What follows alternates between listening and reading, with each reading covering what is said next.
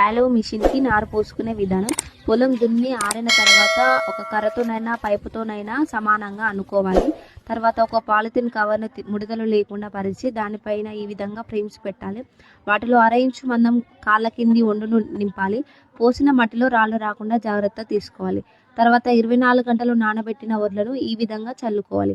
వడ్లు చల్లుకునే విధానంలో గింజకు గింజ పక్కకు పడే విధంగా చూసుకోవాలి. అలా అని బాగా మందం చల్లకూడదు, బాగా పలుచగా చల్లకూడదు. తర్వాత మనకు ఒక 15 నుంచి 20 రోజుల మధ్యలోనే నార అనేది ఈ విధంగా 5 ఇంచులు పెరుగుతుంది. షీట్ అనేది ఈ విధంగా నిలబడుతుంది. తర్వాత ఈ విధంగా చుట్టలు చుట్టుకొని మిషన్ పైన పెట్టుకొని నాటు వేయవచ్చు. మగవాళ్ళే నడుపుతారని అందరూ అనుకుంటారు, కానీ రాలో మిషన్ని ఎవరైనా నడపవచ్చు.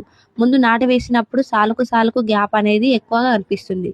తర్వాత నాటు వేసిన 30 రోజుల తర్వాత మనకు గ్యాప్ అనేది పూర్తిగా మూసుకుపోతుంది. సార్లు కూడా మనకు కనిపిస్తాయి. ఎందుకంటే పిలకలు ఎక్కువ రావడం వల్ల ముందు కనిపించిన గ్యాప్ తర్వాత